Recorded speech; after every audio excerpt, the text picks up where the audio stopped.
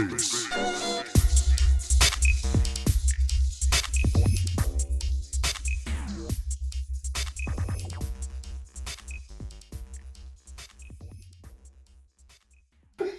Hello, welcome to episode 4 of Waffle Hammer. Hello. We have Rob back this week. He's and back. The limited boy himself, Joe, Yeah.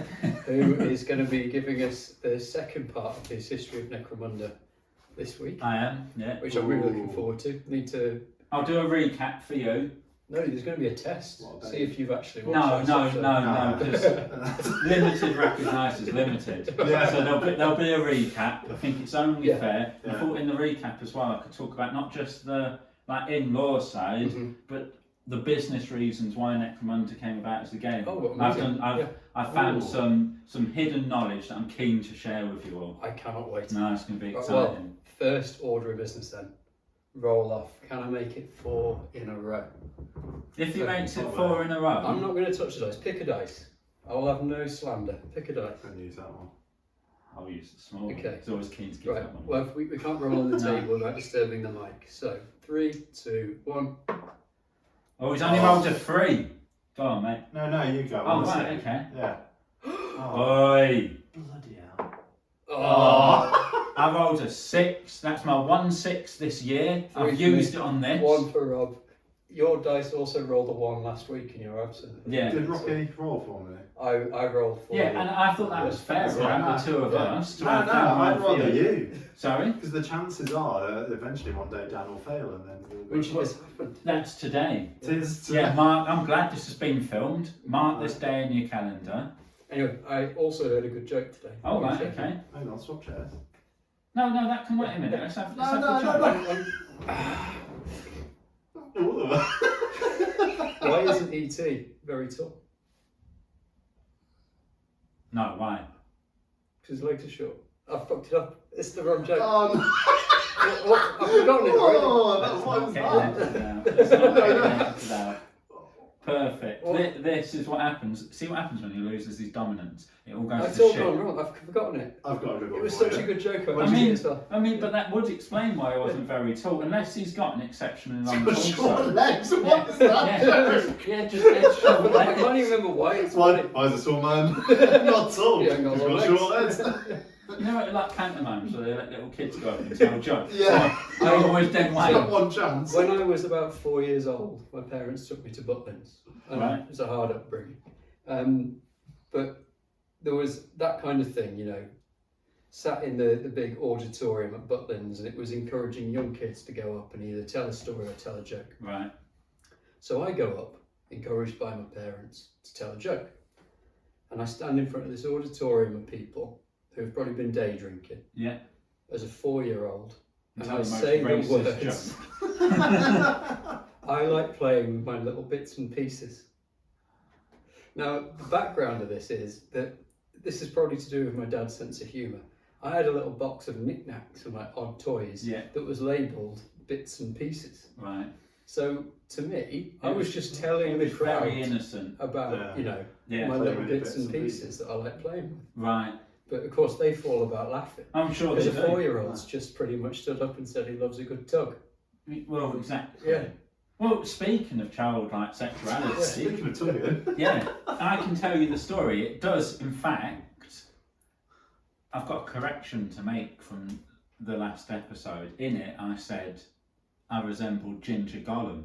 Well, I've had an interaction with. That laughter was unkind. I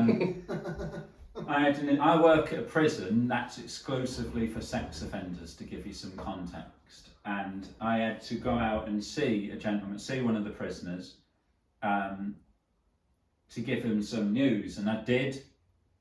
And then the next day, I went to see what's called his prison offender manager. Imagine well, it's more than a social worker. They're the person who's responsible for that person's progress through prison. Anyway, I had to go and see the prison offender manager, and she said, "Oh, you're the fella that went and talked to him about this such and such, what I was talking to him about." And I'm like, yeah, that was me. And she said, "Well, you couldn't remember your name." And I was like, all right, then fair enough, first time I met him. So he described you, and it's like, oh, a bit cold then, yeah? No. So, she listed off the ways that I was described. White is very difficult to argue with. Yeah. Glasses, again. Then he said, quite tall. I says, I'll take that. Then he finished off with average looking. Oh. So I can't be Ginger Gollum, because I wouldn't say Ginger Gollum's average looking. I'd say that's lower than average. But if, like a professional sex criminal has rated me as average, I don't know whether that's a compliment or not. one of the things I found most upsetting about it is when I've told people about this, you've both reacted very kindly, because when I've told people about this, the almost universal reaction has been, could have been worse. They've praised me, looked at me and gone, yeah, could have been worse, innit? You did well getting average. 6 out of 10, you passed. Anyway, yeah, so I'm helping him with something for his release. And I've been and spoke to him since I've heard about this. And now you're married. And I've said, I'm doing my best with all of this, mate, but I'm just average. And he knew straight away then. And I said to him, you must be hanging around with some very handsome men for this to be average. And I told him I'm going to put him on a programme to correct his wayward thinking. Yeah. So yeah, That's what our tax that man was was going the- on. Yeah. Are we going to start calling you Average Joe? I don't know. I like limited. I think like average Joe really is overselling me. I think limited Joe is the Joe LTD. it's The business. It's the most honest appraisal of me. I'll start calling you Average Anyway, Joe. before we waffle, I am going to rescind the chair because I won't have anything said about me being a bad loser. While you're moving, I've got a joke for you. Okay. Why is ET so small? Why is ET so tall? It will come back to me in a bit and I'll tell the joke. What do you call a Chinese man with a camera? Dear me. If this is racist again. Filming. Okay, fine. Yeah. No, not Yeah. on that table. That was. That could have gone worse. So did you go cold? Well, that's wrong. This is loads better, you know. This is loads better. You'd like this. It's good mate as well. Yeah. This is wrong. You'd Yeah. really like this. Thanks. You should roll better. Yeah, one day. Yeah. All right. So what have you been hobbying in your absence then, Rob? Yeah. What have you been doing? Oh, so much. Oh, have you? No. No. No, I've started off on the model for the Bristol. For the mop. No MPO. MPO, Yeah. yeah. Sounds more like a band. What are you painting? Wouldn't you like to know? That's what I'm asking. Well, yeah. So But no, you I'm not power going on. to tell you. I'll show you. I'll show when it's all ready. Hey, and what done. about telling them? Yeah. I'll show you. I'll show you when it's done. I don't care. I'm just trying to create content. Oh, right, yeah, okay. No, You're once very it's- standoffish. once it- yeah, how dare you? I think you're asking about my hobby. In No, a podcast. As soon as about it... Look, as soon as it's done, I want it to be done, and I'll show you. I'll do pictures through the stages, and I'll show Okay. you. And we'll do Right. something proper on it. I look I forward think to what we should do is like a little section. Yeah, We're coming up to it. Once we've been, and hopefully Dan's won awards. maybe then- we'll even take a camera and film it. Oh no, definitely. I thought that, and then we could have like lads on tour episode. And the night out. Yeah. Oh, Yeah. oh, Yeah. oh, oh. What have you been up to then? I mean, for you and me, it's been not even a week since we did the last one. No. So, Ain't been a week. I've been building some Dark Eldar for you. Lovely. Boy, they're spiky, you I've been know. building some as I well, heard, haven't and I have chopped my finger quite badly. Oh no, Yeah. I haven't done mine with like the knife or anything. Mm. Just epoxy models. Why has everything got a spike on Yeah. it for? I know they're spiky elves. They must. Chaos used to be. They there. must get caught on a lot of things. Do you know what I mean? Yeah. Like just walking around. Oh, I've snagged myself again. Comrade must just be like big open corridors because you wouldn't want to be like walking through tapestries and drapes. You'd be Yeah. snagging everything. On the plus side, like none of that tacky inflatable, like sofas and stuff. You know, like no in bouncy little- castles and gone. No. No, well, no, but like you got to No make balloons it on sacrifice. birthdays. No water beds. No. Yeah. No water beds. I No, bet they'd love a water bed. No. no wonder Yeah, they're so I'll angry. Tell you what though, put marshmallows on them. Mm-hmm. Yeah. Multiple uses. Fantastic. Take the helmet off, put it over the fire. You've Over that reminded buzzing me corpse. of a moment. Do you remember when we were teenagers and that entire period of time? Do you remember that? I don't know where this is going as well. we were having a fire around at your house, Yes. and for some reason we decided to put old Space Marines on top of the fire, Oh my and then God, we I forgot shot about at them this. with an air pistol, Yeah. and then we set it on fire like Sid from Toy Story. I say it's an air pistol. It was this spring-loaded, like right tension Right. Luger. Okay. You put one pellet in it, metal pellet, crack it back, and then it'll proper. Like, probably would have pierced the skin quite easily. So before, yeah, I've been shot with an air rifle and it pierced my skin. It wasn't pleasant. So before ignition, Yeah. you piled Space Marines on top of the thing that would subsequently become a fire. Yeah. Shot them Yeah. slowly with the one One shot shot at a time. pistol. Yeah. Come on, and then set the whole thing ablaze. Yes. And it was fantastic. I know it sounds it. I felt empowered. I'd do it now. I've Yeah. been quite happy with I it. don't think I was sober for more than 20% of the time I was at your parents' house, to be honest. If we were there, we were usually Parents are like we were raging usually alcoholics. drinking, weren't we? Yeah. Oh yes, Yeah. yes, that's true. Yeah. Well, teenager. Yeah. Yes. Yeah, it was a great place. Was. Anyway, yeah, that was a little tangent. Yeah. Anyway, So your hobbying. I've been How's it spiked by our Dark Elder. Yeah. I've been doing this, Fantastic. and that's been it, and that's been it. Just to let really. you know, Joe did slap. There's a clipboard here. Didn't Oh, just yeah. slap. Yeah, obviously. Yeah, I've been doing. And This. for everyone who is obviously listening and not watching, Oh right, there is yeah. a clipboard Yeah, there. yeah. For the people listening, I grabbed at my crotch. Yeah. Whoa. Which had a clipboard on it. Yeah. Yeah. Oh, yeah. Put promo in, like pushing the last episode. Been getting thank you to everyone and your kind comments. Not least of which, we'll do this now. Yes. I don't mind. Mr. Moth. Yeah. If you're watching, genuinely, thank you ever so much. He said some very nice things. You, about you us. really do. It's probably because I wasn't in it. No, He said he'd listen to them all. no, Oh. no. This is it. Mr. Moth said he'd only at that point only listened to the first two, Okay. and my worry is Oh. when he Oh, listens, no. when he listens Against to the the third ring. one, it's going to be like, well, this is shite. No, because the it eye would have been count very is- hairy. No, well, perhaps that's what he likes. Do you know what I mean? Yeah. Like it'll be like the eye candy's gone.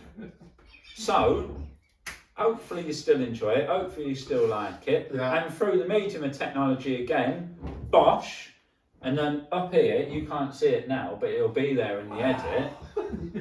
Is a picture of Your crotch? Mr. Moth's fantastic work from Ooh. memory. As a wonderful little glimpse of the underhive with Goliath's underhive. Goliath's, Escher, and Enforcers. And if I've missed the game, Mr. Moth, I am sorry. Please send our goodwill to the Moth community. I always do my best to not kill them when I see them fly. But if they come directly at my face, they've chosen violence, and that's the game that I'll play. After we got talking about moths off the back of this, and so I wanted to find out a bit about moths.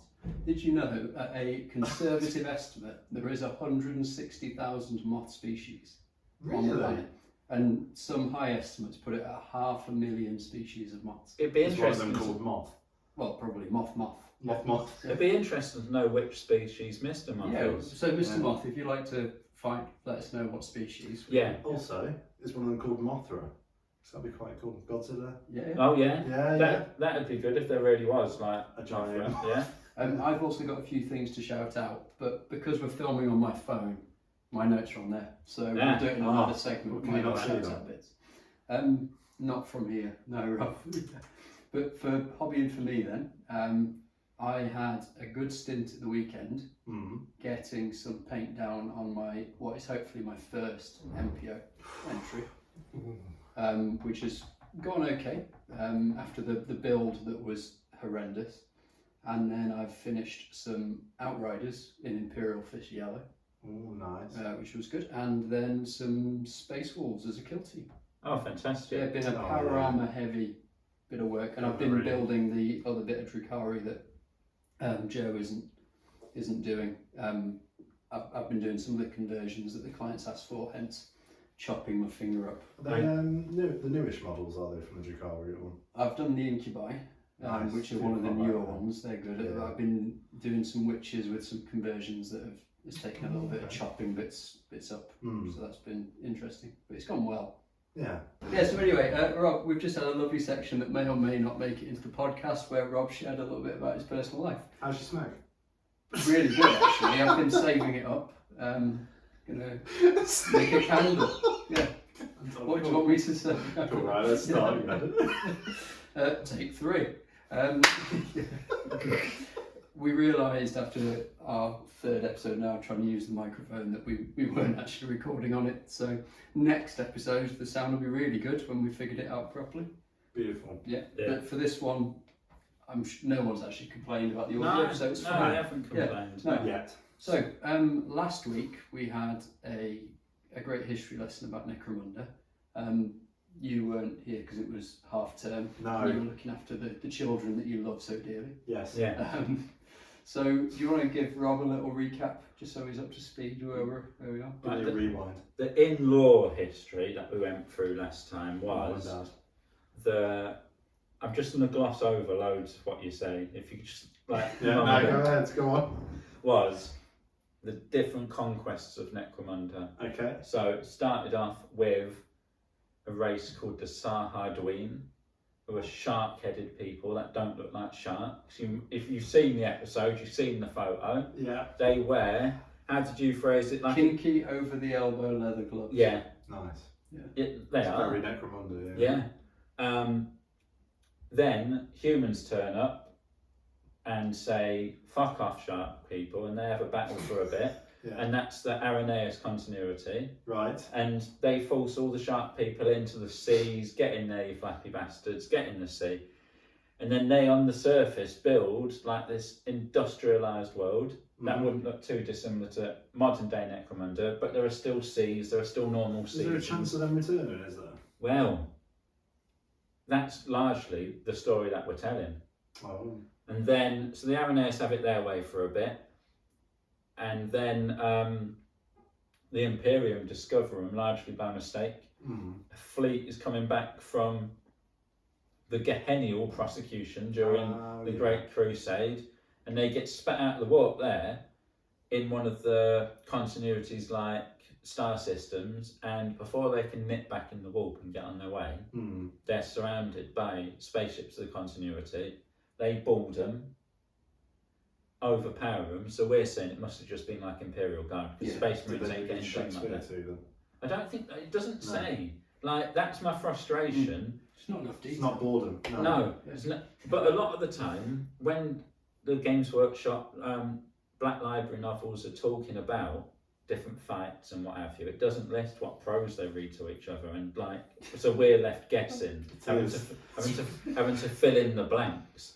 So it's really annoying when GW do that. No, I know. I think it's like, sort it out. I think it's copyright issues, because they'd have like So to be or not to be. Yeah. It would be to kill or not to kill. Well, they'd have like Caden Shakespeare or whatever his ancestors are called today, like going after him for going after Games Workshop. This could be potentially another episode as we talk about what Necromunda characters could be from historical backgrounds.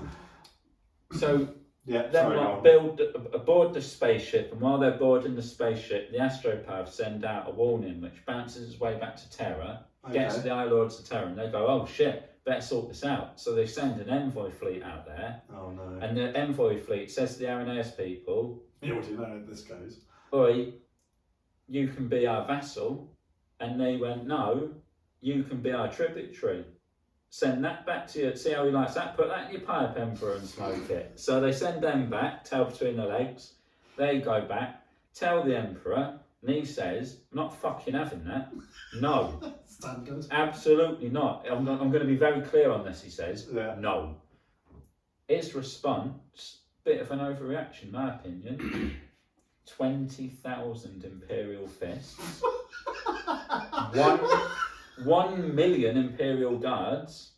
All right. And famously, elements of the of Mechanicum. Elements. Doesn't say which element. So Joe said last that could be a spanner or a titan. Yeah. Or anything in between, or a titan with a spanner. Yeah. Anyway. No, that's a great model to do. Now all the Imperial army, they mustered at Talon, however you say that. Talon. Yeah. And then they have a nice little jolly. They sail through the sky over to Irenaeus Prime and say, fucking have it. And they deal with 6 of the 7 planets they conquer in a day. I'm not surprised at that amount of fisting. One day, and then they're like, shit, we get paid by the hour, we better stretch this out. Yeah. Yes. Whoa. Slow down. And they properly invade Arenaeus Prime, battle the Arenaeans so that they're just in one of the walled cities, and their walled cities, like the carcasses of them cities, are what the spires are made of. So like the very ground floor of the spire cities will be them bastions of the Iron Lords. Who So hang on, a load of Imperial fists, how many? 20,000. 20,000 are struggling now. Whoa. They No. took 6 out of the 7 planets. So And 6 most out of the 7 planets in a day, and then they were like, no, we've got to stretch this out, or they're going to send us on some shit gig fighting Tyranids. It's easier fighting these. Is this heresy era? No, or is this during the more Great Crusade. During the Great, So Okay. pre-heresy. yeah. Pre-heresy, okay. But interesting you say heresy, because the Imperial Fist commander, Hashin Yonad, who conquers what then becomes Necromunda, Yeah. was heavily involved in Isfan 3. Oh. Anyway, so the Fists are there, they've battered the Arenaeus people, and then the Arenaeus people, they see what's up, and they're like, shit, we've lost. Yeah, probably struggling a bit there. Then they surrender, and that's where we left the history. So Ooh. at this point, the Sahadwi are in the centre of the planet, Yeah. in what we've decided is kind of like a spa. Yeah. They're in their paddling pools, they're just swimming not around. as in like the little No, the not shop. SPR. Yeah. Not in Netta. No. Just sat in there with like a That's little bit of the, food. that's the second episode in a row the corner shop spar's been mentioned. Yeah. If we keep this up, we Yeah. might at least start Oh, getting free yeah. bags for life or something. Just the free bag. Yeah. When was the last time you even saw a spa? Oh, you live by a spa, don't you? Yeah, you? yeah, this one, yeah. They're the grumpiest people whenever you go in. Really? Oh no, I beg Really? to differ. Where I grew up in Great Haywood, there was a spa, and Colin and Rhiannon, who ran that, Yeah. were lovely people. I mean the one by your new house. Oh, that's not a spa. Oh, isn't it? I thought it was a spa. And the staff are very grumpy, but Amy, who owns the Yeah. shop, and the laundrette next to it, she's a lovely lady. Oh, fair enough. Yeah. I've just always had the person who. So what kind of Resents shop? me. What's the shop called? Like, it's like a quick savey kind of thing. Oh, is it? Is it not Yeah. like a name? I don't think it's a branded like a chain But thing. that's what I I think mean. it's Is when just was the a, last time you actually saw a spa? well, in Great Haywood, but I don't know if that's Is it a- still I there? don't know if it's a spa Yeah, still same, anymore. I don't We got see. the bus pass that every week. We did, but I was just telling you if it was They're still spas very. anymore. I know they're still very prevalent in Europe. When I was in France for a wedding last year, we were in like this middle of, well, not middle of nowhere, it was right on the coast, but like very small little village / town, very small. Yeah. Had 2 spas. Are they called different though in France? No spa. That's how I knew what it was. No, it's not spa, is it? It probably is said differently, but they say everything wrong, isn't it? Yeah. So So, that recap that I've just done in a couple of minutes. Yeah. We managed to milk that out for about 45 minutes, an hour. Why chat No, about no. a spa? Yeah. right. So So Mimi Spa. the Arenaeus people in their spa, Yeah. not the shop. No, the Sahadwina in the spa. That, what did I say? The Oh Arenaeus. shit! Yeah, the Yeah, the see, you're already Sahadwi- confusing me. So Come no, on. it's because I'm having to go through it again. The shark people are in the middle of the planet, Swimming. swimming about, but Yeah. also whispering shit because they're the old It's ones. a bit weird, isn't it? They're the old ones Yeah. that the Delac are talking to. Oh. And it's intimated that they are responsible for all the way House Delac came to They be. look a bit. Well, like a bit. well, have you sea seen- creature like? have you seen in the Delac range there's something called the Piscean Spectre, the Death Squid? Interesting. On his back of the model, there's a Yeah. big brain, and that is the brain of a Piscean warrior, which is a Sahadwin. Ah. Yeah. But the House Delac came to prominence because I think it was the 34th millennium.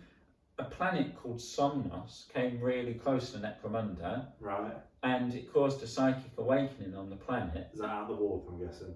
Perhaps so, but it's intimated that these Sahadwin people were the ones that called the like Somnos, come over here, bro, and it comes over here. So It's like Uber Eats, but Yeah. It's just the Fonzas, a planet. So we've got the shark people that don't look like sharks living in the middle of the planet, whispering things to Delax. They Yeah. might rise up once again. This whispering, is it more like whale song, or is it's it? like one, psychic? one. Is it very nid? I think that Yeah. is it psychoteric? Psychoteric whispers. Yes. Yeah. Right. Okay, that makes more sense. Yeah. So I've got this image of Sharpie. Well, yeah. We don't know what they sound like. Could be. All right. Yeah. Yeah. Yeah. Maybe they appear in the new Amazon thing that Henry Cavill's doing, and they're like, what would they sound like? Henry Cavill. Thanks, mate. Rob's a consultant on that. Yeah. So they're going to sound like. Yeah, and no, he's watching now, obviously. Right, watch your henners. Right, yes, bruv. He's watching now. And they're like, oh, finally, an expert has nailed it. Yeah. In language. Someone's nailed it down. Yeah. So we've got the shark people flopping around in their pools in the middle. Then it was Arenaeus people living on the outside. The Imperium's come and dealt with them. Yeah. But Your fists. they had warp gates on their planets, right? Oh, that came classic. from a older technology, like pre-them. Yeah. Out of these warp gates, start spilling. At the moment of surrender, start spilling these other spaceships from an unknown alien race. They were on fire as well. Well, no, see, I've learned a bit more. They're not on fire. Whoa. In the Sure records, it's on fire. in the records, No, it's they are described as being sleek chrome affairs wreathed in flame, or in other accounts, they're described as small dark ships circling larger bloated craft. Okay. So you got no esque. They were described as being croissant shapes. Yeah, as well, in one so- bit, I'm sure I saw something. Yeah, they are quite neckline. Oh, I forgot as well. Oh my God. So you two can keep up. I just done you pair notes. Perfect. You printed that off at work. Is that what the shark people look like? Is that what they look like when they saw 20,000 fists? Oh fuck! Yeah. What I didn't want Was it their birthday? I didn't want for you to like not be able to keep up, and I thought it was important that you had at least the salient points That's incredible. down in front of you. That's the photo of 2026. Oh, so far, it's isn't it? just It is so far. fantastic. So far, Yeah, we still got so far. time. It's only February. Yeah. There's plenty of time. Yeah. Right. So these other spaceships, they've arrived all of a sudden, right? Mm-hmm. It became clear, whoever they weren't here to mess around. No. As soon as they popped into existence, So we've got the croissants coming. all these spaceships coming through. Yeah. As soon as they arrived in the star systems, they Arenaeus people, they started destroying, and 6 of the 7 star systems were ignited, What? burnt to a crisp.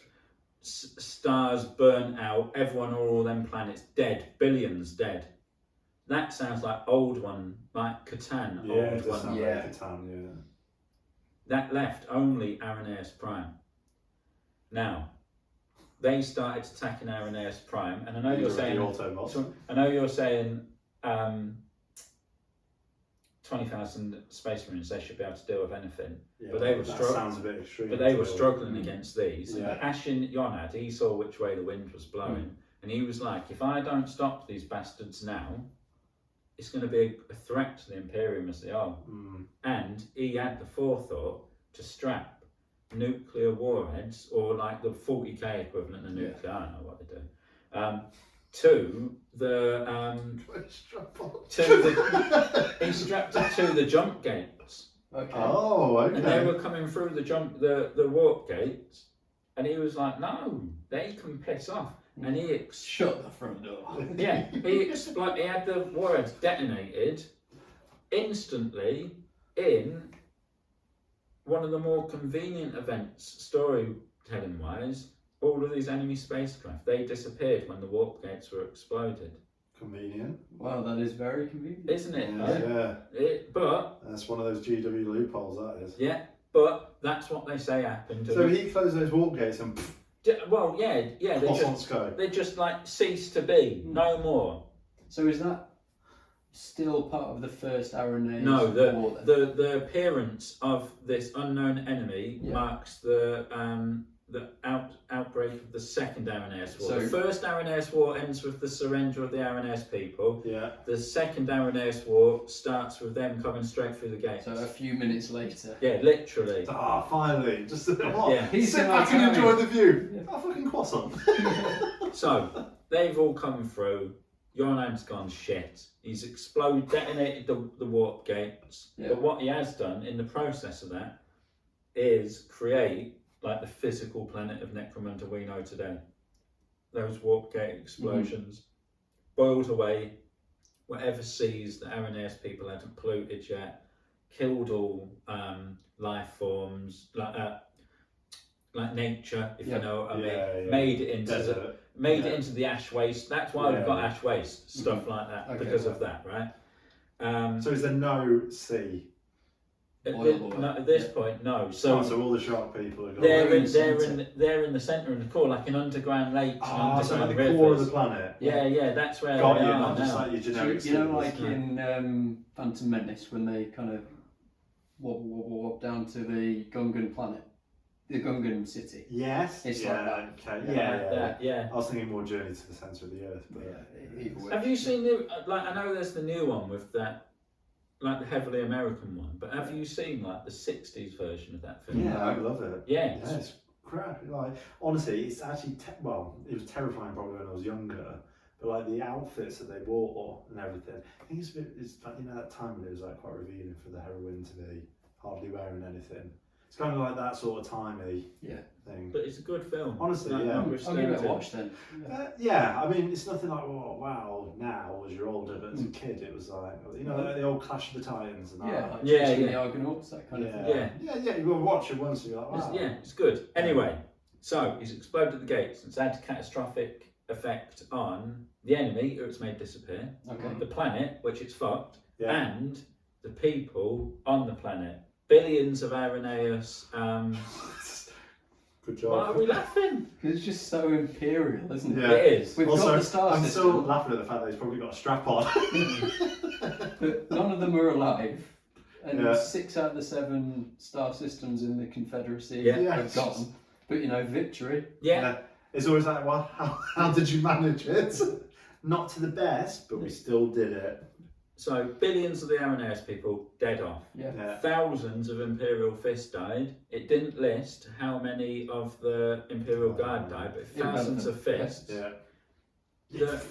The spanner that came on behalf of the Mechanicum, that got bent. Oh. Yeah. Oh, no one's a bent spanner, do they? Yeah, and as I said, this was the true birth of the planet Necromunda, Okay. as we know it today. Right. So, at that point, because the aliens had disappeared, they said, right, well, we better sort this out now. So, citizens, as well as those that remained on Aranais Prime, other citizens were brought in from different planets to bulk it out so they could get the industry going back up. Yeah, standard. But for the first couple of 100 years of imperial rule, there was frequent uprisings from descendants of the Aranais people who still remembered the rule of the Iron Lords, and they saw the Imperium as usurpers. As well as this, because of the instability of these uprisings, it created vacuums of power into which powerful warlords known as gang kings emerged. Oh, okay. Here we go. These figures conquered entire hives or hive clusters, ruling them as independent fiefdoms and ignoring imperial production quotas, which will get the Imperium's back up. Yeah. They were not gangs in the modern sense of like the houses as we know them today didn't exist at this point. So it's a build up to it. If we wanted to do a campaign set in this time, I'd do it so everyone's a Venator with no option for gang legacy. Yeah. So are there in any way kind of like proto roots of what becomes like the House of Iron? Not yet. Okay. Not yet, but that will come in. So these gang kings, they commanded private armies. A lot of them were armed with repurposed Araneian technology. So they had like some nifty guns. Yeah. And many of them claimed direct lineage to the Araneian people, so they could give themselves a bit of legitimacy. And they ruled via a system of iron oaths, so people swearing fealty and punishment for not complying, I assume, like quite feudal. like techno-barbarian feudal ways of ruling, basically. And what are the Imperials doing while all this is going on? Have the fists moved on then? We're nearly there. Okay. Jumping ahead. They also maintained control. This made me think of Immortal Joe. So far tonight, I can't remember if this was being filmed, but we've had Average Joe, Limited Joe. Now we've got Immortal Joe from Mad Max. Yeah. Because what they did, these gang kings, was they maintained control over their populace by limiting and controlling the air purification hubs and the water recyclers. That's going to do it. The Imperial Fist, you just asked today, were they there? Yeah. No, they were busy with the scouring at this point. Okay. They should have soaked the pans. The task of defeating these gang kings fell to the Solar Auxilia and specialised executioner squads. Ooh. And they utilised shatter bombs, which I immediately took a dislike to because of the hell that is shard bombs. Oh, shard grenades. Yeah, that's it, shard grenades. Yeah. And what these shatter bombs would do, they just collapse entire stratas of hive, and the mishmash nature of the underhive isn't just because people keep building on top and on top and on top. A lot of these floors are the collapse. So it's just pancaked because Yeah. of these shatter bombs. Yeah, so the Imperial people came, oh, you want to rebel, do you? You're not going to rebel very well with like 2 trillion tons of ferrocrete on your head, are you? Bosh, have some of this. And that sorted it out, basically. Reminds me of that line in Dragonheart. The peasants are revolting. They're always revolting, bro. Yeah. And now they're rising up, kind of. Yeah. As well as just collapsing ceilings on Yeah. people's heads, they engaged in mass culls and systematic destruction of rogue hive levels to force the world back into the imperial tithe. Okay. It's all about them quotas. Yeah, the mass destruction creating the modern underhive, the ruins of the gang kings' palaces became the foundations for the lawless zones where modern gangs now fight. Thousands of loyalists were imported from other worlds to replace the cold populations, leading to the diverse and often violent mix of ethnicities and cultures found in the lower levels of Hive Primus today. Okay. Now, this was like M31. We're now going to jump forward 7,000 years. We'll jump back again, but the only reason I'm doing this is because it's linked. I did have it all in chronological order, but it didn't make as much sense. Yeah. But I'll speak about it now. Were you aware of something called the Arkwright Uprising? No. So Arkwright, I'm thinking some kind of mechanical-y techno people. No, it's in from Open All Hours. No. The Arkwright was a charismatic demagogue. Okay. And a high-ranking fellow in one of the Hive's industrial guilds. This is in the 38th millennium. So you, in a short while, we'll talk about how the guilds came to be, how they came to have the power that they have now. You'll just have to accept for this Arkwright uprising that's happened. Okay. So he's high up in one of the guilds. He claimed to have discovered a black box of data, an STC fragment or a digital record dating back to pre-imperial Irenaeus Prime. And he preached that the Imperial House were usurpers who had betrayed the true kings of Iron, and he styled himself as the last gang king, and asserting that he was a genetic and spiritual successor to the warlords of the 31st millennium. Okay. This uprising was unique. So who was the Imperial House then? Because we know in the current age Helmore was by the 38th millennium. Right. Helmore was. I don't know which one it was. Tyrone Helmore was There in we go. charge. Yeah. Tell us if we're wrong. Prove me wrong. Yeah. It was Tyrone Helmore in charge, and what was interesting about this rebellion was that it didn't start from the very bottom, as a lot of rebellions often do, their social movements. This started in the middle class. Rebellious bottom. For you two had a lot of sugar today. Not enough sleep. So this started from the top. No, it started from in the middle. Yeah, just from the normal That's hive. average, that is. Not the That's spire, not the underhive, but the production areas, Okay. which, in the grand scheme of things, and Necromunda's like imperial purpose, is the worst place. They don't mind if the toffs are shooting each other up. Yeah. They don't mind if the drakes are shooting each other up. But if the workers are having it, that's an issue. Who's working? Exactly. Mm. Now, Arkwright's followers weren't just armed with autoguns. He'd unearthed archaeotech caches from the Aranese times. So they had incredible ray guns, really powerful catapults, very offensive Nerf guns, that kind of thing.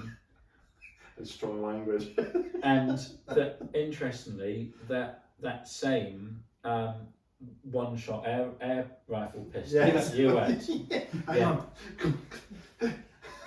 But as well as weapons, they had gravity distortion weapons, Ooh. and as well as weapons, they had sophisticated Vox scramblers that bypassed the Enforcer's security protocols. So these were an issue. They're tooled up then. Yeah. This is no normal rebellion. The uprising became so severe that Tyrone realised that his Enforcers was outmatched. Right. And he said, Why is this No, we reminding me of Grand Theft Auto San Andreas? we can't have this. We've got to go scorched earth. So is this where the fists return? No, that's always your go-to. It is. Yeah, stop thinking about fists. Yeah. Right? No. For God. They're off. Having a fun job. Building castles Yeah, somewhere. yeah. Doing fisty stuff. Yeah. They think we all look. The Tyrone thinks man will look weaker from always going to the fists. Can't have that. Yeah. What? So Dawn's taking them on holiday. So look, we've had a cracking time. Let's go to the beach, build some castles. By 38, the one's probably gone. Yeah. It's here. Just his hand remains. Yeah. It's Yeah. Yeah. fucking Wednesday Addams. Yeah. Dawn's That's right. Dawn's gone. The leader of the Yeah. Imperial Fist at this time is called Justin. So That's the big J. yeah. So Come with me, fists. they can't call on the fists because it'll make them look like pussies, always run into the space marines. Fair. So what they decided to do instead is just vent the atmosphere out of huge swathes of the underhive. Why not? Let's see a protest without air, dickheads. Yeah. Oh wait, our workforce is dead. So they do that, and it does stop Arkwright's heresy, but it kills millions of rebels because loads have joined his cause by now. But it also does vent like quite a lot of innocent hive workers as well. But like, Who cares? are any of them really innocent? I'm sure they've all done Yeah. something. This Arkwright was eventually cornered in the Spider Points, which is a high orbit transit hub in between the planet and Selene. Okay. Deal. And legend says that he didn't die by a bolt around or anything like that, but he threw himself into the toxic smog of the wastes. And he was holding his little black box as he went. Okay. Rubbing it all So down. somewhere in the sump is an STC. Most likely. Is this Tyrone? Sorry. Yeah, this no, is the this is Arkwright. Arkwright, the leader sorry. of the rebellion. Yeah. It's widely believed that by House Delac that lots of the Aranese technology still exists, Mm-hmm. both what this Arkwright found and what he didn't. And it exists in these dead zones in the hive, which are areas where like gravity hasn't been re-established, basically. Oh. Because I was thinking, I'd like to do a campaign in the Eye of Selene. Thought that'd be fun. Yeah. And part of the appeal is anti-grav. Yes. And then I was thinking, how would you model that in a practical sense? So that I've got ideas. Telescopic flight stands. Yes, Yeah. bro. Like a radio antenna, Yeah. and we just have Yeah. to Cool. find a way that we can put notches in it, so we can put it Yeah, up. but they're usually notched as you pull them up. Yeah, but my worry would be that the weight on top would be stronger than the resistance built into the. Yeah, it'd be so we'd have to find. You can get some quite sturdy ones. The other thing is, I can't remember what game it is, but they use clear perspex squares, What, put them on top of them? and yeah, and then, Like a building block. and then stack. Yeah. Yeah, just like a cube, a clear perspex cube, and then they stack Yeah. those up, and then you pop your matey on top of that. Yeah. But like, That could be really good. It could be quite It's fun. making me think of Halo 2 when you go outside on the ship and you kind of like having That's the first time, isn't it? When Yeah, you go out in you're space. fighting elites and you're all jumping around in zero grav. Mm. is it Ender's War where a small boy gets taken off and put on a Yes. spaceship, and then he has to train in Yeah. anti-grav, and they're all going around. And Yeah. they've got the I war can't game believe in you there. went from That'd be Halo awesome. to Ender's War, but yeah, it is. It'd be really that Right. good. I've probably played Halo twice in my life. It's not a reference that I have. No. I don't like shooty games, When I think of anti-gravity, I think of Dead Space. Mm. And then you're like, "Whoa." but I feel like that'd be really. sick. And, Yeah. and then if you have certain people with certain technology, like little boosters or stuff, so you Yeah. can control your flight as well. You could have like an elite squad that has like anti-grav boots and like the magnetic, Yeah. They suck them back down. but then there's some bits that aren't metallic, so Yeah. you know they can't, so they have to jump off. TM. No one's stealing this. This is ours. Yeah. Oh right, okay, isn't it?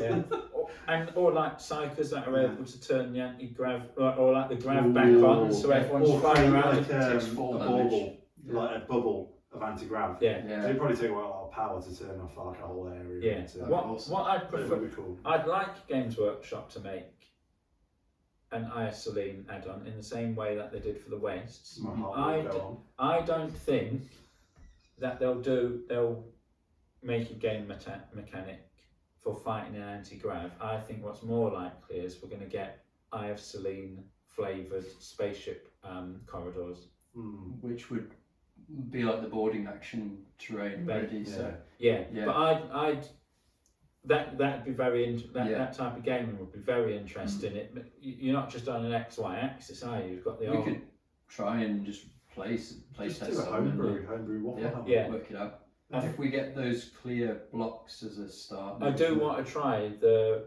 radio antenna. telescopic radios. Yeah, that Yeah. would be cool. That was a bit of a tangent, wasn't it? Good tangent there. No, was it? Mm-hmm. Anyway, that's basically the Arkwright Rebellion, Yeah. but I found it interesting the similarities between the stated aims and legitimacy of Arkwright with Lady Credo, who she says that she's an ancestor of these people, that they're usurpers, rah rah rah. So they History is cyclical. before that, well, not just history, but Games Workshop. I think they were like, oh, we mentioned this Arkwright thing in lore ages ago. Let's fluff that out and make something of that, and then changed it up Was slightly. it 4 books we got out of that in the end? So that was the Arkwright uprising. So by this point, we've made all the aliens disappear.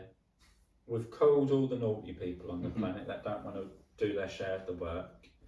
They've replaced them with loyal people, and we're back in at the end of the 32nd millennium now. So back in time, Bill and Ted. Yeah, exactly. Right. Be excellent to each other, and exactly. Jumbo. You okay? I'm trying to think of the right word, and I beg your pardon. It's all right. Events outside of Necromunda start having an effect on Necromunda, and the War of the Beast Okay. start. Hang on. Say that Impact. sentence again. The effects of. Did I misspeak? I'm quite. It's the Rob effects of. glazed over. Yeah, I did. Yeah. The Sorry. The effects effects events of. outside Necromunda Under. spill over. Yeah, and start having an effect on Go on, Necromunda. Joe. Yeah. It's the War of the Beast, Yeah. and I don't know if either of you have read that book series. I'm aware it's a big old orc. Yeah. Yeah. I'm not. Yeah. I take umbrage with that word. The orc. No. War, whatever you pronounce it. I'm not screaming that. I'm not Why? shouting that. Why? We'll input like a No. regrettable video No. of someone They doing can it. No, the it is- old Dawn of War. Yeah. No, it is really We've regrettable. all And been like- there when someone's done it in a gaming shop, just too big and too overt, and it's just too much. Yeah. Yeah, Well, I no, think if like- you're going to do it, you go for it. Yeah, I would fight for that person's right to do that. Yeah, but you just don't want to be around. But I when it would happens. also argue for my right to mock it. Like, Yeah. if free will, it's fine for them to do that and enjoy it. It's fine for me to think it's horrendously cringy and to laugh at them. Yeah, I agree. Yeah, but I feel like if you're gonna do it, you gotta get really into it. No, you can't do like a half an hour.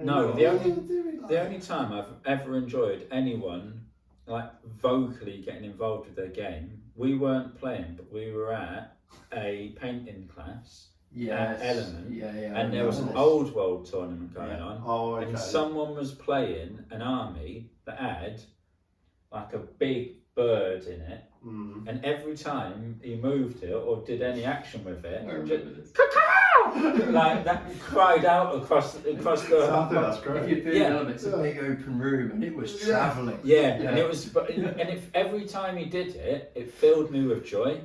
And I just thought, fantastic. I hope he won. Do you know what? Back to the Orc War thing. Yeah. Like, it's been explained by Games Workshop. That's them. That's the Orcs saying war. So these dickheads that say wag. What's wrong with them? Should I put the G on the end? Yeah, but have you seen how it's spelled? Yeah, but you don't have to. And enough has got GH at the end. You don't say nog. Right, enug's with that. W-A-G-H.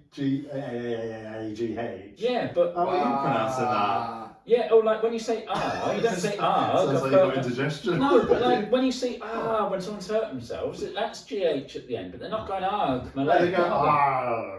No, you're on it. Anyway, but I find more often than not. Would you rather have what? No G. There's no G in the word war. So wah. So would you rather not have the G in it? I think that was the most homoerotic thing that's happened to me today. I find it's mostly Americans that pronounce that wrong, like they do most things. Aluminum. So I just want to get down to the fact of how you would want wah.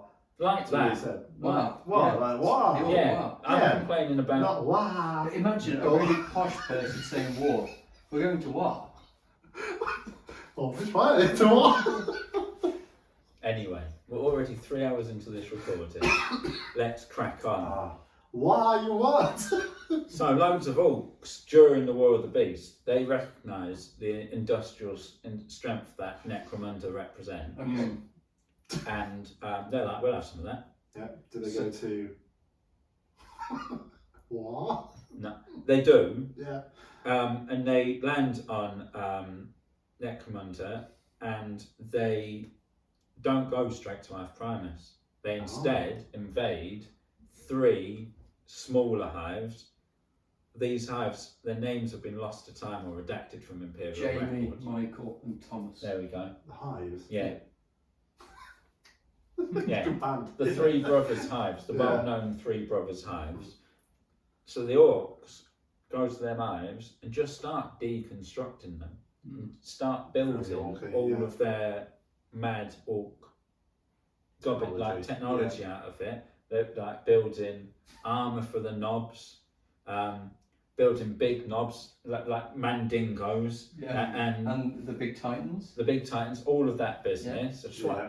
So they're building all of that.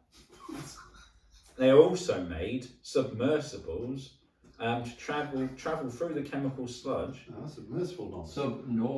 Subnobs.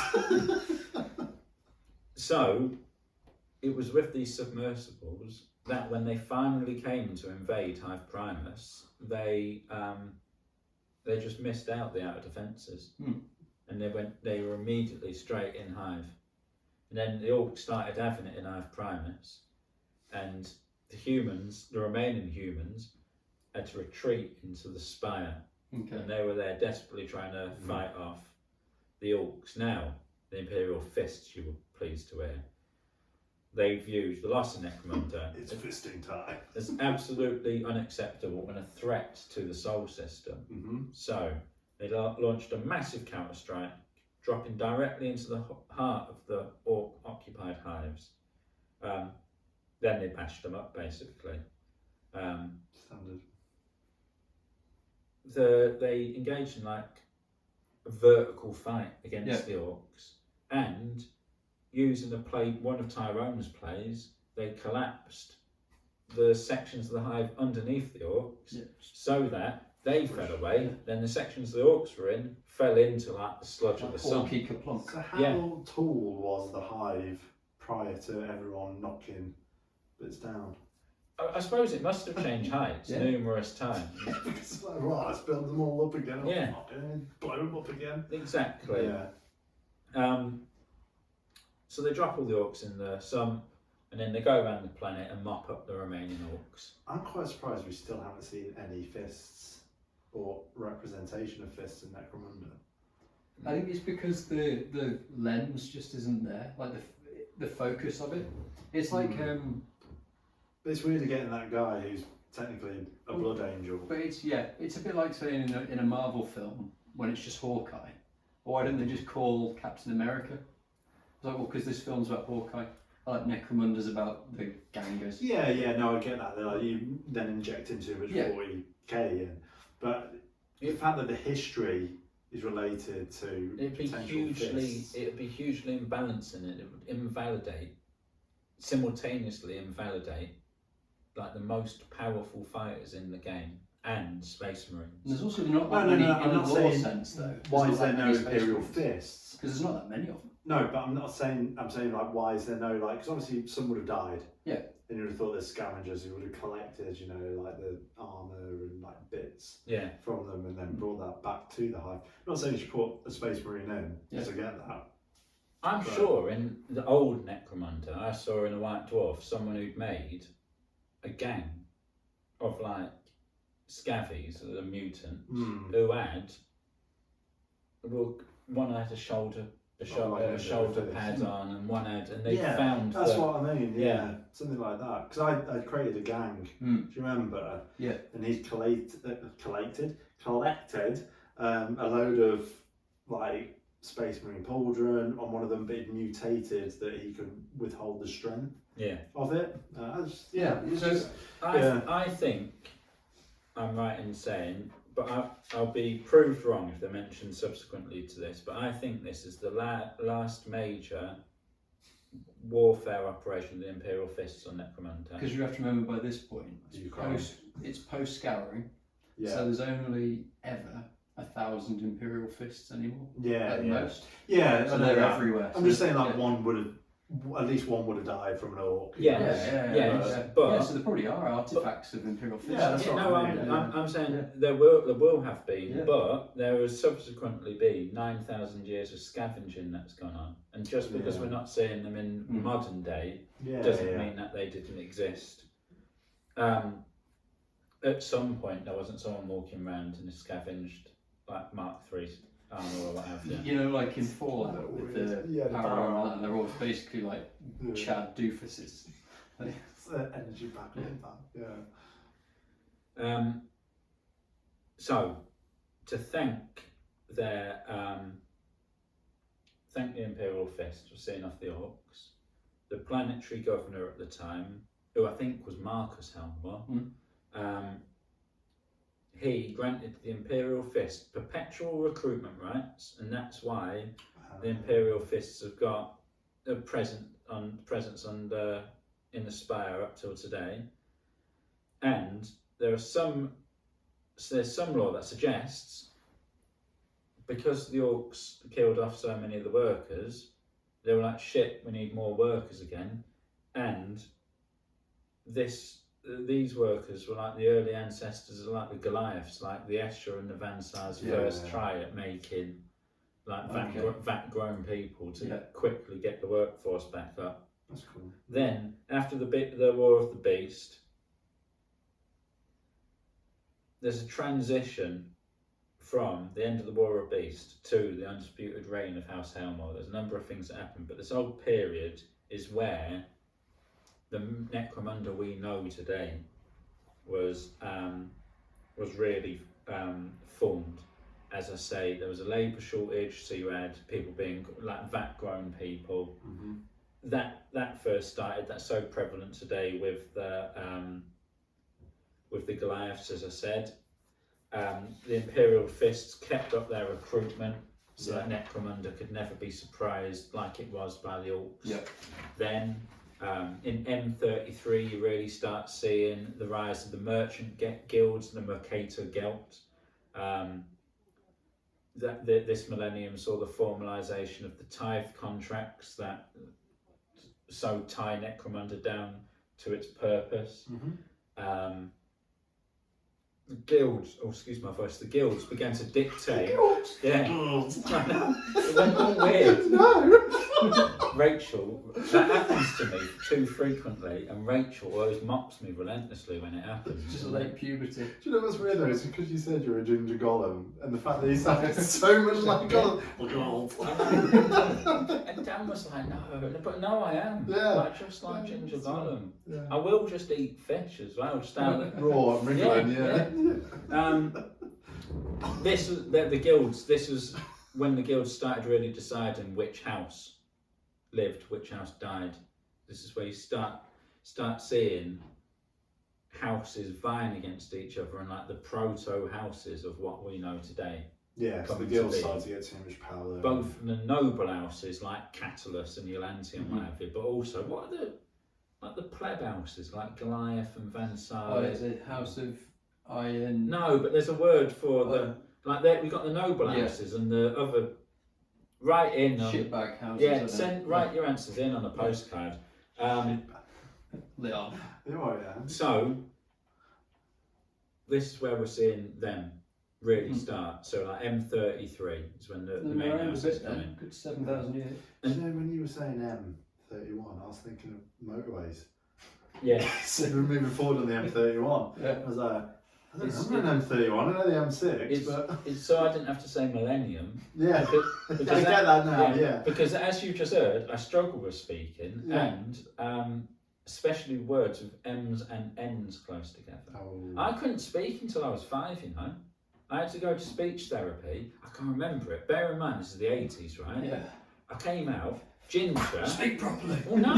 I came out ginger with my feet on backwards. I had to have an operation to correct that. And then I couldn't speak till I was 5. My parents must have been like, fuck have we done, right? It was walking backwards. No, because that was set. They were I had my legs snapped and reset, and that's why I've got twisted shins now, no real cartilage Good in my name for a knees. band. Yeah, twisted shin, that's quite cool. But I had to go to what I called the broom closet. You'll both be too young to remember the broom closet on the BBC after school TV programmes.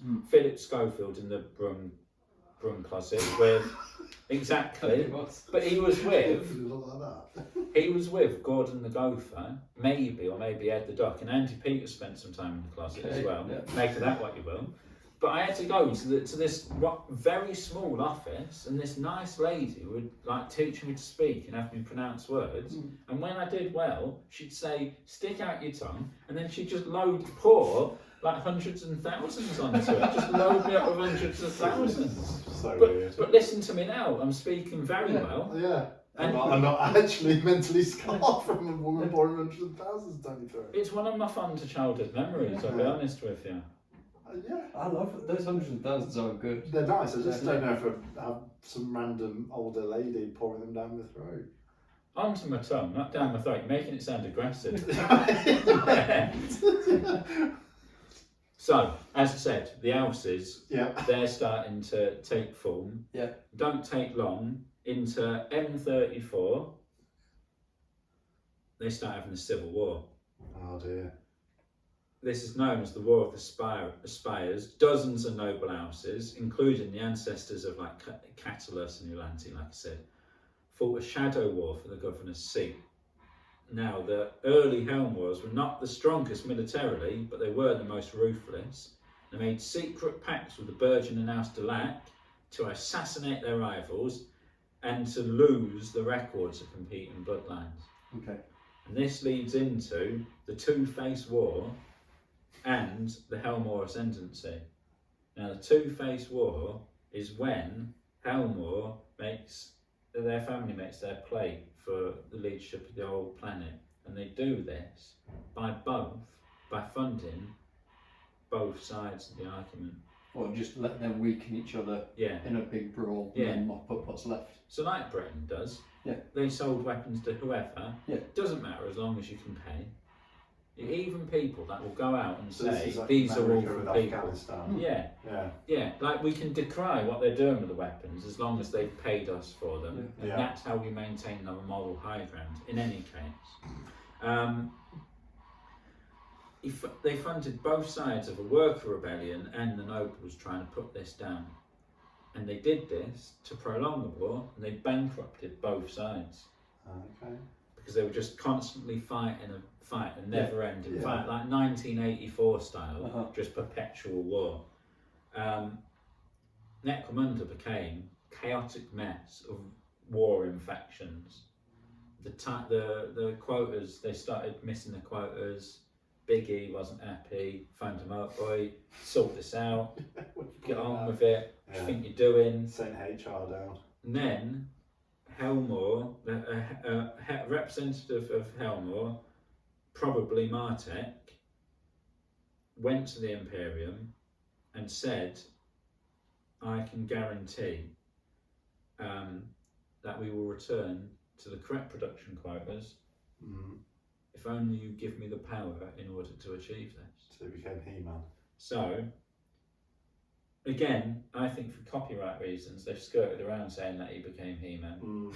Does sound very He-Man. Yeah. Yeah. Instead, it says here that he became Man-He. Manny. Yeah. Manny.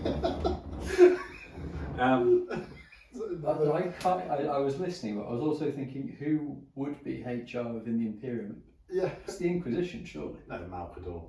He's long gone by this point. Yeah, but he would be HR. Yeah, well, he's more like VP. Yeah, okay, yeah. So he's like, Big E's your MD, The CEO. CEO, and then you've got like, yeah. Sorry, weird tangent, but yeah. That's sorry, quite Jack. right. It's quite right. Yeah. So Manny yeah, contacted Castle Grayskull. Manny Elmore went to Castle Grayskull and Yeah. he said, I can guarantee you that we will meet the quotas. No one else is capable of doing this. Only this family. Put me in charge. Give it to my family line in perpetuity. Yeah.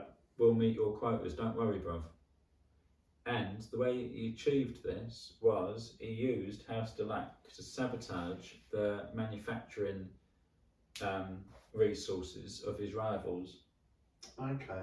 So he met the quota, everyone else failed to. So the Imperium was like, all right, then yes, bruv, it's all yours. So they gave him the power.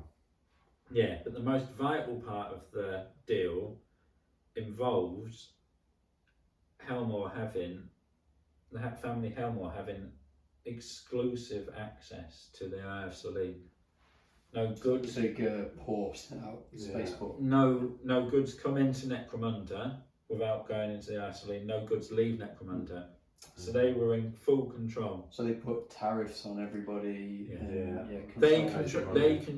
If we see the Eye of Selene as the trade sphincter of Necromunda. All the shit Yeah, goes through. and family Helmore, they control the ability to make it clench or to make it gape. So they clenched it. Yeah. hard. Wow. Yeah. Yeah. You either I just stop in feel the shit or like put all of the some listeners are going to be like this. You need to explain it for all the people who can't see. But to make this work, they had to pacify the planet. So they did this through a secondary unspoken deal with the Merchant Guild, whereby Helmore created a clan house system. He legally stripped the worker clans like your Delax, like your Glass and Orlavia, stripped them of their noble status, turning them into industrial serfs, and in exchange for the loyalty and suppression of rebellions, the Merchant Guild was given the right to tax the clans directly. So everyone's happy, except the workers. Yeah. But for the decision makers, they don't really care. No. It's basically Necromunda's a giant pyramid scheme. Yeah. Yeah, it is. Yeah. And they're happy with that. The final part, what really cemented the Helmore power, was he persuaded the Imperium to let Necromunda have its own currency. Instead of using the Imperial credit, they used the Gelt standard. Okay. But that is a currency entirely controlled by the Helmore family. I did not know that. Yeah, Well. that's very interesting. And as we can see from our world, if you control the money, you control the power. So unless you become, what was the country that inflated their? Oh, it's happened dozens of times. But No, but there was one which was stupid. It was like billions of pounds for a banana. yeah, the famous one was like Germany post World War One in the Yeah, reparations. but someone did it so badly that they inflated the price. Yeah. The banana was like $1 trillion. It was like by the time Dollars you or were queuing something. up for your loaf of bread with your wheelbarrow full of cash. Yeah. I don't know, wheelbarrow Yeah. of cash. You couldn't afford it by the time you got to the front of the no, queue. wheelbarrow was worth more than the cash. Yeah. Yeah. And that was it really. How Helmore took control. So he sabotaged all. They sabotaged all of their opponents. So they presented themselves as the only stable, viable house to take control. Yeah. In doing so, he was able to make a pledge to the Imperium that they'd meet their quotas, and in conjunction with the Mercator Gelt, he was able to meet that promise. Mm-hmm. And then, once in power, they took steps to cement their power by becoming intrinsically linked to every credit spent on the planet. They got trade in and out and control of the money itself. inside. Yeah. So they're really in an unassailable position at this point. And because this is like end of M34 or start of M35, and really since then it's been like a period of golden stagnancy up for the Helmore family up until the actions and events of the Aranthian succession. But that's not what I'm talking about now. What I wanted to do, what I set out to do at the start of the other episode talking about it, was to give a history of Necromunda, and I think up to Helmore taking over, and we're now at a point when our games are taking place, I've sufficiently displayed the history of Necromunda. We've got a good basis where we are. Yeah. And then if we want to go off and talk about any other There's things. some interesting bits in there that would be quite fun to. One interesting bit that I read was in like M38, that's when the nomads really first started being a problem. And so who are they? If all the flora and fauna was blasted to bits, where have they come from? Where did the nomads come from? Rejects from the hive, kicked out people. We know from the ruins of Jardland book and from other texts written about the squats that they've got their underground tunnels. That who's to say they didn't retreat into places like that? Like we've got real life places like that. Whole underground cities like Derinkulu in Turkey and what have you, where there must have been a reason that many people lived underground for so long. And like, why couldn't Necromundan people retreat like that? Well, the fish people did. The Sahara. They're still there. I'm fairly sure in one of the nomad books there's an intimation that they are the descendants of the original Necromundan people. Who I'm assuming are the Ramphans. So that is interesting there. And the thing with the nomads is you never see any flesh. No. So who knows? Well, wasn't I may be misremembering something from the Aranthian succession, but isn't the prophetess that comes out of the nomads the Ash Lady, Ash Queen, whatever her name is, the sister? Yes. Of either was it Lady Credo or it was the legit one. Yeah, the Hera. Yeah, Hera. Yeah, with the big dress. Yes, that's quite right. So I wouldn't be surprised if the nomads aren't very far divided from. Or Gerontius just went on a holiday and had a bit strange. Well, he does like it. Does, I mean, if you listen to the Cal Jericho, or read the Cal Jericho books, they're frequently talking around how he's always going around knobbing. Helmore was so. Big knobber. He is a big knob. So. Yeah, all of it. Anyway, I was talking about nomads. Yeah. It was in, not retaliation, but as a consequence of these frequent nomad attacks, because shit was being driven across the wastes to get from hive to hive, but the nomads kept attacking. It was these attacks that led to the creation of the Cargo 8. The Ritual. Yeah. Oh.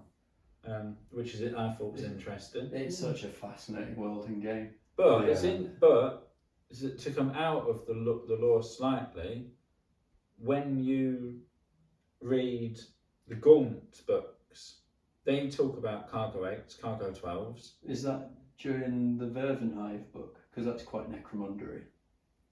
No, I don't think it's the Hive one. I think it's one of the first, the early books when they're in quite like a wooded. No, it's the one with the people that live in the marshlands. Oh yeah, I remember. Yeah.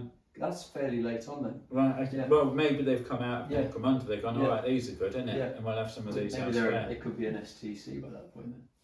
I don't think we're making STCs anymore. I think Were they not an STC in the first place, or no, just they Necromunda? they invented them. So Okay. Oh, okay. I thought it was a black box thing.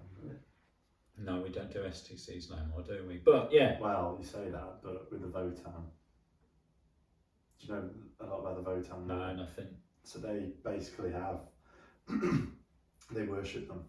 Oh, and the the Votan themselves are actually the STC ancestor god that they see as Yes, ancestor because they gods, obviously aren't they? use the automatons as well as themselves as basic. They're just short On the folk who palm. fell in love with ChatGPT. Yeah, pretty much. Yeah, they're the AI bots. But yeah, so obviously if the Mechanicum find out that they're, getting on well. Yeah, there'll be a mechanical jihad. Yeah, I feel like they really need to flesh out the Votanks. It's quite interesting. Yeah, I mean they're brand new, aren't they? There's They bound are. to be some more. I think they've brought out one novel so far, but yeah, it'd be very interesting to see. Yeah, it was the guy who kept getting eaten by Tyranids, wasn't it? Yeah, he's quite cool. Awesome. Yeah. So there ends the history lesson again. I've got lots more to say about Necromunda, but that can wait for another week. We've always got more to say about Necromunda, but Yeah. that was really interesting, Joe. Thank Yeah, you. it was. Yeah. I feel enlightened. Well, it's very kind of you both. I enjoyed doing it, and I mean, I largely in my head live in the 41st millennium anyway, Yeah. and I'd be reading all this stuff for fun. So it's nice having a purpose and being able to share it and have a chat about it. Yeah, of course. There's a lot in like how the guilds came to be that I think is quite interesting, because even though like the Helmors have ultimate control, the guilds are doing a lot for controlling the houses, Yeah. and the houses is kind of the level that we interact with the game. Yes. So they're kind of like our bosses when Yeah. we're playing Necromunda. We've spoke before about how we haven't really used Delegations and alliances and stuff, and I believe that would be a good way of getting into that. I'm utterly enchanted as well with the time period of the Gang Kings. Yeah. Before really strict imperial rule. Do you remember back? It was a few years ago. They put out maybe a couple, 2 or 3. They put out on Warhammer Community, playing like mass battle Necromunda in that time period. Yeah. Was that the Gang Kings? Was it set in that time? It may have been, because it was like in the past of Necromunda. Oh, it may well have been. I've got all them, so I'll go back and look. It was for like them. how you could play with like 50 plus gangers at a time, Yeah. kind of thing. But then I came up with a different. I wasn't terribly happy with that as a solution, because it was too. You just, instead of dealing with people individually, we're dealing with units of gangers. Oh, so it's basically Virgin again on. Yeah, Oh, and what I wanted to do instead was have like a big wide board, 10 foot wide or something, right? 10 players on each side. Doesn't have to be 10 foot. This That'd is be just cool. for the maths. Yeah. To Divide- have that amount of models. Divide the board into foot-long strips. Mm. Your opponent that you're playing against, that you're rolling against, is the opponent who has the most models in your strip, as it were. Yeah. And then, as people die off and it gets wheedled down, in some places you're going to end up with like 2 against 1 or 3 against 1, but that's how it goes in battles. Yeah, eventually we're going to get 1v1 of these across the other table. But I thought, what a wonderful event that could be. I think so. That is quite across cool. like a 2-dayer or something. Yeah. And like It'd be quite cool to have a campaign that starts off with a slightly standard, smaller fight, and then you build the allegiances as you go through the campaign, and the finale is almost this grand fight, and it's like that interaction of you're the gang leader and you're building that alliance with someone. I could be texting you to go against Joe and saying, like, look, if we do this, I'll give you this within the game. The little machinations. Yeah. I think that'd be quite cool. There's so many ways. Let's bring the game out of it Yeah. as well. You Like know? macro game in it. Yeah. I've always wanted to do Necromunda D&D. Yeah. Yeah, that'd be cool. That would be brilliant. And like one of the things that I like about the Warhammer 40k roleplay, there will be a proper name for it, I can't remember, but is how much it focuses on. Oh, the D&D side of 40k. Yeah. Yeah. There's like specific 40k roleplay books, and they focus more on like the dealings of the Inquisition, the dealings of all the Road different traders. Yeah. all the different admin systems that are in there. I'm more interested, I think, in how I don't need no more Space Marine porn. I've seen enough. There's enough Space Marine stuff. I want to see the real world. Do you remember when we went to the Warhammer 40,000 VR thing? Yeah. Yeah. And like when we got in it, we were just for the first 10 minutes while we were going Slipping around. across the. We were just staring at all of the wonderful scenery and what have you. I genuinely think there ought to be a version of that. Anyone who's listening who knows anything about it, where you just go like VR tourism. Yeah. Because the shooting was, if anything, the least interesting bit for me. Yeah, definitely. Imagine a Necromunda Yeah. VR experience would be very Yeah. cool. Like, you know, well, it's like the game. Have you played the Necromunda game? Dark Side. No, that's It's literally Necromunda. I think I've got that. Where you control a gang. No. Then you're talking about Necromunda Hired Gun. Yes. Yeah. Hired Gun. That's it. I bought that, played it for just shy of 2 hours, decided it was wank and returned it on Steam because it wasn't for me. The gameplay isn't. I don't think the controls are fantastic, but the whole concept was very cool, and you were looking up and things. It's very like environments were great. Yeah, they did that justice, and when you first fight a Goliath and stuff was really cool. Yeah. But yeah, it did tweak it. But that kind of thing done in VR would be epic, you know. But I enjoy like the gaming side of things, but like for like inspiration and what I'm really interested in, it's more how that society works, if you know what I mean. And I want to spend more time looking at all the boring admin stuff. But you could, like when you did your missions, I don't know if you came out of it, you went to like the market and you bought like upgrades for yourself and things like that. Okay. So you kind of got involved in that side, and there was obviously, you know, little hints at different parts. Yeah. Then you had like the Dome Runner. You mean help you out with some missions. It's the first guy you mentioned his name. Cal Jericho. Yeah, that's who you meet first off.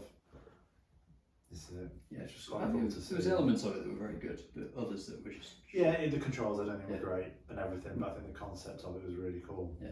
As if you played the other Necromunda computer game where you control. No, because I heard the that was shit.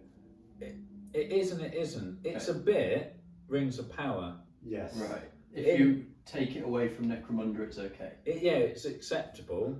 It's fine, and it's like playing a better looking, slightly Necromunda version of XCOM. Okay. Yeah. So that's because they did more time, I think, first, and it but did well. That's great. That's great. They did well. I still play that now. Right, we'll do Necromunda, and then I don't think the adaptation from a tabletop to that did very well. They've tried to take to get around. You're constantly grabbing onto zip lines and flying around everywhere, and there's none of that. Yeah. And I can only assume it was like an officially licensed product. It was, yeah. But I didn't feel like the aesthetic choices they made for each house really fit with what you saw on the tabletop. And the initial game, I think, came with 2 or 3 houses, and then you had to buy as DLC the rest. And that's always frustrating. Just like piss off. Yeah. It was like Goliath and Probably maybe Van. But it was just more the fact that I think tabletop wise, Necromunda's so much fun because it's so unpredictable. You know what's going to happen. You put that in a game, and it's like they couldn't have that because in some ways it can seem unfair. Yeah. You know, you get the gamers going in, and go, well, that's unfair. Why am I losing? Whereas it's fun when you lose in Necromunda. Episode 1, where we spoke about the fact that 40k is a bit more like a video game on the tabletop. It is, almost like the entire narrative, the way people talk about it is like probabilities and flattening the odds. Yeah. Whereas Yeah. Necromunda is great because the odds are skewed all over. Yeah. the Let's shop. be honest, you lose, you still have fun. Yeah, You have a exactly. great time. Yeah. Whereas you lose in 40k and You've usually lost memorably in Necromunda. yeah, Yeah. it is. Like we've always had character names and stuff, Yeah. and the campaigns are better, I Mm. think. And, So much. And the AI is shit on that Necromunda. It is, yeah. Really shit. Yeah. Anyway, that's enough slating computer games. Right, we are now back for the extended It waffle. was better when you weren't here, bro. That's all I'm saying. It's better when I was a dog. Innit? Should have just put a toaster there. Yeah. So we're going to just have another little waffle about various other things. Joe's got another story about some mythological god names and how they. Yeah, but do the shout out first because I'm But on yes, that. okay. So in my travels around the internet, I found some cool things that we'll put up on screen. This first one is a chap called Jen Mayhem, Right. Warhammer, Oh, the hell. who's done some lovely kit bashing. I don't know if you saw this. So this is for Heresy, but this is a Legion Pilgrim Serf. Oh, So brilliant. if you look, there's all sorts of bits going on here. He's I particularly like this banner pole Yeah, thing he's yeah, got yeah. with a crow on the top Oh, yeah. and the weird Why won't it zoom? head. I know, yeah, it's a bit annoying. Yeah. The weird head that comes in the Inquisitorial Agents kit. Just thought that was lovely. But then he also did this one, which was Ooh, a yeah. Master of Descent for Heresy for Space Wolves, Oh, wicked. which I just thought was so well done. They're the best jump packs, aren't they? Yeah. Them ones. Yeah, I just thought it was a the bloat drone. they're the Mark II jump packs, I think. Yeah. Oh, I just thought that was just such a fantastic. oh yeah, the innovation. real like mechanical Yeah, bit ones. yeah. And again, the little bird. I like the little raven. Yeah. And He's then keen on his birds, isn't he? Ian? yeah, Oh, you got the yes. yeah. So Mazgruk, look at that for a board. Oh yeah. Just stunning. And I Yeah. think there's bits of like plastic GW stuff in there, but a lot of it, when you actually look, it looks like plumbing supplies.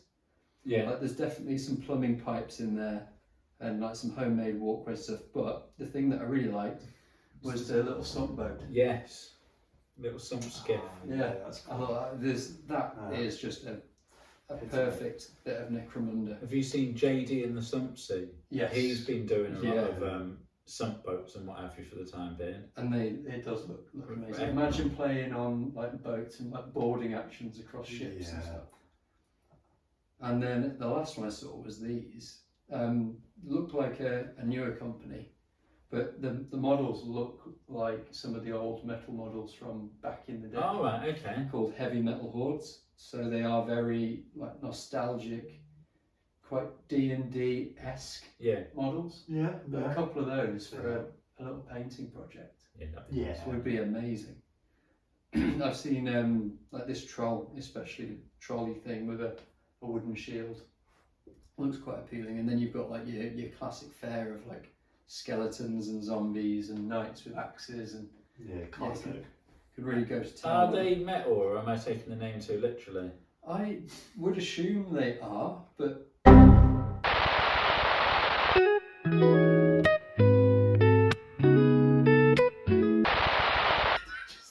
so we had filmed this bit before, but the phone storage ran out. So the last bit on the previous clip was me talking about those metal models. Oh, that were yeah. Fantastic. Yeah. Fantastic. I believe that's the last thing I wanted to shout out. Right. Which means the next thing we did was talk about the Egyptian gods. And me and Rob went, oh no, let's not talk about spunky lettuce again. And you said, don't worry, there's no spunk in this one. All right. So it's Yeah. all that. Right. Okay. Yeah. Well, in this instance, we're talking about Abaddon, and there are quite a few different links with his name. So I'll have to act shocked again. yeah, you've got to act like this. Never heard this before. This in your is- life. This is the second time. This is the second time Rob's had to act like this is interesting. So, Abaddon means destruction in Hebrew. Say what? And in the book of Revelation, he's described as being an angel and a king of an army of locusts, but these locusts are mad. The locusts were said to resemble horses with crowned human faces, women's hair, lion's teeth, wings, iron breastplates, and a tail that has a scorpion stinger on it that torments for 5 months anyone who does not have the seal of God on their forehead. That's quite a niche weapon. Yeah. Quite seal. Quite, yeah. Rob's got the seal, and we discussed last time before we ran out of space how if one of these locusts does appear with its scorpion thing, we'll shove Rob to the front. We'll lie behind him and his seal. Rob's got the seal of God apparently. Yeah, exactly. Oh, it doesn't. Yeah. Oh. How are you getting a seal on your forehead? In an 11th century epic poem called The Song of Roland, Abaddon. It is a banger. Abaddon is described as being part of being part of a fictional trinity alongside Muhammad of Islam fame. Yeah. And Termagant. Oh, lad. Which there's no other link, but it's just but it's just interesting that. But also Termagant now, or not necessarily now. One dictionary definition of it is like a loud and shrill lady or something like that. Really? Yeah. I met one of those at Toby Carvery the weekend. Excellent. So he's described as being a destroyer and the angel of the abyss, and I've talked about the weird locust that he had. Yeah. This has led to Abaddon being identified as both the Antichrist and Satan. But another translation of Abaddon could be bottomless pit. Now in Greek mythology, there is a bottomless pit where the Titans are kept, as Dan said in the previous recording, and this is called Tartarus. Which Rob remembered last time. Yeah. Yeah. Literally my most intellectual moment. That was, yeah. It's not caught on camera.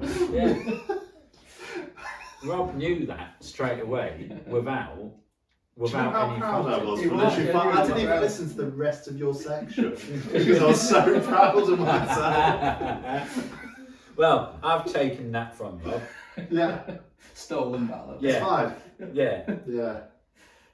Right, I think I've It's achieved sad, everything really, I need though, to. isn't it? Achieved everything I need to So you in this haven't section. mentioned Muriel yet. Oh Yeah, no! sorry, Muriel. All right, yeah. Yeah. So, rah. Rasputin. And I'll do the first bit first. So there's this bottomless pit, and that's called Your mum. and the guards of your mum were called Hecaton Cheres. Said that wrong, but that immediately made me think of Hecaton Land Fortress. Yeah. Now, in an apocryphal text called the Enthronement of Abaddon, it was revealed that while he was an angel, Abaddon was first named Muriel, which I think is very useful information. Mm-hmm. You're playing against someone who's got Abaddon on the board, he's giving it the beacon, giving it all of that. You can just say, shut up, Muriel. Get your Muriel off the board. Yeah, exactly. Now, mentioned apocryphal text. Loads of Christian texts were deemed apocryphal in the year 325, and this happened at the Council of Nicaea. Like the Nicaea, however it's pronounced in 40k, when they said no more mind business. No magic for you. Yeah, off your trot. Wasn't the Roman god of speed? That's Nike. It is, yeah, but I'm just saying. Very close. It's very close. It is. Yeah. It is. A few more letters different, but yes. It's quite close. In the same way that please and pleasant are very similar. It's just a few more letters in it. Tomato. Yeah. So it is the same way. Yeah. Yeah, but just say it differently. You're absolutely flying tonight, mate. I'm so happy about Tartarus. This is I think listen to this bit. All of the wonder that we felt at the intelligent comment of you saying Tartarus has been balanced out by you saying tomato. I think we've reset. Yes, I have a moment. Yes, well, we were a bit giddy because that's the second time we've done it, but I think Yeah. we did that, and That was no lovely, one Joe. noticed the difference. No. No one will know that's the second time we've been through No. it. We didn't Not mention at it, all. did we? No. What happened next? Then Then we decided to say chuck a sausage in your bar. Yeah. Oh, yeah, no, but since then, It's There's changed. We changed it 3 times. the world of social media has changed. Yeah. So It has. what we need you to do, and what I do need you to do, is be ever so careful with this one now, because we don't want anyone getting hurt. Don't want Oh anyone no, getting. what are you? The great thing is, we don't know what's happening now, Yeah. even though this is the second time. I mean, there's quite a few things that are going through my head of what you're going to make people do, but yeah, no, please go on. Throw a space opera at a bus stop, and Imagine the sound that I made, that boing. yeah. And if you can find it, I know it's difficult to find, but I think B&M still find it. We need you to gargle original recipe lilt. So that would really help the channel grow. Throw a space opera at a bus stop and gargle original recipe. Don't bother. No, don't bother with that new lilt Fanta bollocks. I was not born yesterday. I want the proper original recipe lilt, and I will know. And I'm watching. And whilst you can't tell your barber about the podcast anymore, maybe a passing bus driver might enjoy Waffle Hammer, Yeah. and/or any other people. Good show. Any other people that that might like rolling dice and Necromunda and Warhammer and stuff. And Pass it on to them. send any picture in. Not this. Anything. Oh, no. Right? And I will talk about it for 5 minutes. And then we had the bit about you're going to end up in prison. We'll have to do a Yeah. live stream. But And then we send said, any picture in. Any. specifically, Shite Dwarf, please. Yes. We Yes. feel like we've bared our soul to you, showing you our More than painted that. models. It's only fair that you do it too. And as you said, it can be anonymous. Yeah. You Yeah. can put it under someone else's name. Dan shared his bottomless pit. Yeah. Don't know where to go from there. Now we're reaching out to you, Mr. Moth, as our only viewer. The responsibility falls to you. No, I'm joking, Mr. Moth. It's not all on you. Don't do anything that you're not comfortable with. But send any picture. If we're very grateful for the support of family members, if you truly want to show your support, you'll learn how to paint the models. It doesn't matter if they're bad. That's the whole point of this segment. It is. So yeah, Dad, if you're watching, paint a model. Yeah. I thought we were Thank going to go you. into a monologue there. Call him out for the WWE belts or Yeah. something. Dad, if you're watching, just remember. And then, if anyone is still watching, comment snow globe. Yeah. Snow Make sure globe. you write snow globe then. Yeah. And we also decided your homework, the longest comment wins. Yeah. Yeah. Sausage. A sausage, a Richmond sausage. A Richmond sausage. Okay, I feel like we did that pretty well. We're better than last Round time. up. Okay. Yeah. 3, 2, 1. Goodbye. Bye. Cheerio. Wow.